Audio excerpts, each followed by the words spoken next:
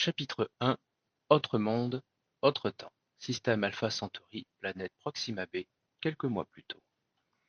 Albert, pourquoi y aller? Tu as des techniciens compétents dans ton équipe qui peuvent effectuer ces recherches et prendre les risques à ta place, annonça Damia, l'épouse du docteur Albert Wilcox, très soucieuse. Ma chérie, je suis le directeur et le chercheur principal de cette expédition. Je me dois d'être avec mes collègues. Ils sont qualifiés et connaissent leur métier, mais c'est une expérience unique.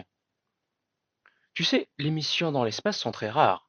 Elles sont très strictes, approuvées par le grand régent. Donc tu ne pouvais pas faire autrement que d'y aller. Tu as des enfants, Albert. Anna 8 ans et Clarence 10 ans. Elles seront adultes à ton retour. Elles ne te verront plus aussi jeune que tu es actuellement, et tu ne les verras pas grandir non plus. Et si tu restes bloqué dans l'espace, qu'adviendra-t-il? Albert n'avait pas prévu une dispute avant son départ. Il avait déjà préparé ses affaires et ses dossiers d'études. Damien, c'est une mission scientifique, pas militaire. Ça va durer quelques mois et je reviendrai. En plus, la zone où nous allons est inexplorée et probablement inhabitée. Si tout se passe bien, de toute manière, je ne te ferai jamais changer d'avis.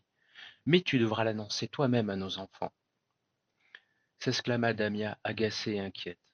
Albert s'exécuta. Déjà absorbé par ses pensées, ses collègues étaient souvent étonnés qu'il ait réussi à fonder une famille en vouant sa vie au travail. Et une grande partie de son activité consistait à étudier deux phénomènes. Le premier était l'impact prématuré de la galaxie Andromède avec celle de la Terre. Le second était l'implosion inattendue du Soleil, mettant fin à toute forme de vie. Ces événements, qui ne devaient pas survenir avant des milliards d'années, avaient semé un doute parmi les chercheurs. Malgré des centaines d'études, Albert n'avait toujours pas compris pourquoi ces phénomènes s'étaient produits si tôt, mais il savait que quelque chose les avait provoqués. Les enfants, papa voudrait vous parler, dit Albert gêné, en ne sachant pas trop par où commencer. Les deux enfants le regardaient attentivement, la plus grande avec un air très soucieux. Je dois partir pour un moment à cause du travail, mais je reviendrai rapidement. Pourquoi tu dois encore partir? La dernière fois, tu étais absent pendant 3 mois. C'était long sans toi, s'exclama la plus grande. Je sais que c'est difficile à comprendre, ma chérie, mais ce que je fais, c'est très important. Cela demande du temps et de l'énergie. Je vous aime plus que tout. Je fais tout cela pour que vous ayez un bel avenir, mais je reviendrai. Promis. Clarence, déjà vive d'esprit pour son âge, demanda où il partait, afin de calculer dans sa tête le temps qui les séparait. Tout comme son père, elle était promise à un bel avenir dans la recherche. Je vais dans une région inexplorée de l'espace pour mener des recherches sur la matière noire, dans le but de mieux comprendre l'univers et son histoire, s'exclama Albert. Sans le montrer, Clarence comprit qu'il ne s'agissait pas de quelques mois, mais bien d'années. Elle prenait soin de sa sœur. Elle préférait garder pour elle les détails douloureux pour ne pas l'accabler davantage. Albert quitta l'appartement pour le centre de recherche, le cœur lourd, assailli par les doutes et les questions. Mais il se rassurait en se disant qu'il le faisait pour le bien de tous. Ou peut-être se mentait-il pour excuser son absence auprès de sa famille. Sa femme et ses filles le regardaient partir sans se douter que c'était la dernière fois qu'il parlait. Dès qu'il monta dans la navette de transport, Albert redevint le chercheur concentré et imperturbable. Son esprit bouillonnait. Il dictait des notes pour ne rien oublier. Vérifier le matériel, recalculer la trajectoire et le temps, faire un débriefing final, contrôler la navette. Tout devait être préparé dans le moindre détail. Rien ne devait être laissé au hasard pour que cette mission soit menée à bien. Les voyages interstellaires, en dehors de la zone de la corporation, étaient rares, dangereux et dispendieux. De grandes voies de transport rapide reliaient les planètes surveillées par des patrouilles et des caméras. Pour voyager au-delà du système, il fallait l'autorisation du grand régent, qui était l'autorité suprême de la corporation. Le grand régent ne vivait pas sur Proxima b, mais sur une petite lune voisine, d'où il supervisait tout avec son haut conseil.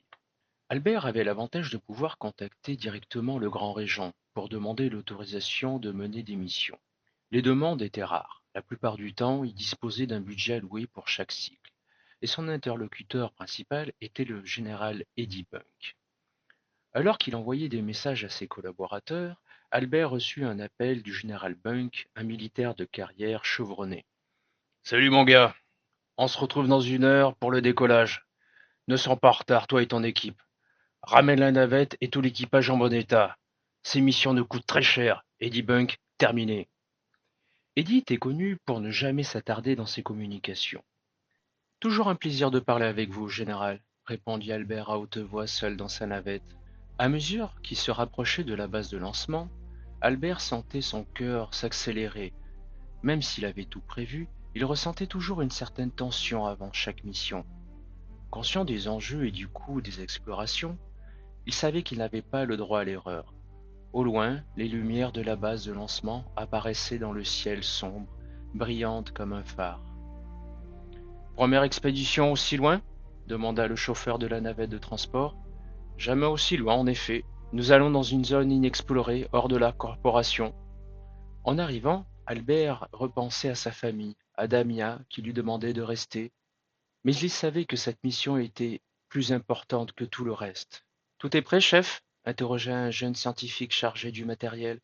Oui, nous sommes prêts pour la mission la plus importante de notre vie, Franck, répondit Albert, dissimulant son stress. L'équipe était au complet. Chercheurs, géologues, pilotes et autres spécialistes. Des journalistes étaient là pour immortaliser le moment. Albert prit la parole pour motiver ses troupes.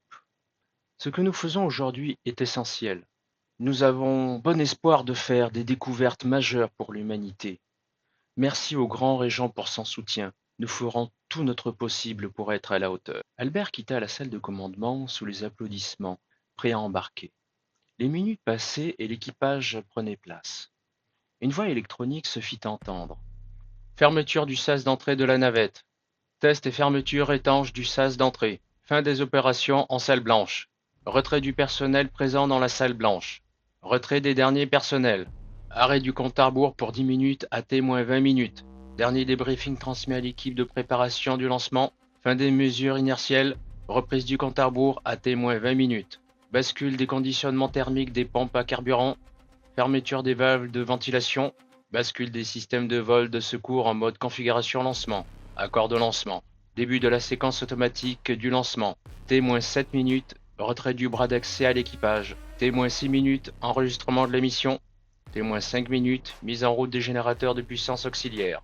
Amorçage des moteurs, des propulseurs. T-1 minute 30 secondes. Mise en route de la séquence automatique. À mesure que la voix robotique annonçait les étapes de lancement, Albert ressentait de plus en plus cette pression dans son cœur et dans ses tempes. Pris d'un mauvais pressentiment, il voulait faire demi-tour, mais il était trop tard. À ce stade, il ne pouvait plus rebrousser chemin. Témoin 0 minutes 6 secondes. Allumage des moteurs à fusion. Témoin 0 minutes. Allumage des propulseurs et décollage. T plus 2 minutes. Largage des propulseurs poussé en fusion stable. Il n'y avait plus que l'obscurité, le néant, l'espace à perte de vue. Albert ferma les yeux et priait au plus profond de lui que rien ne vienne entraver sa mission.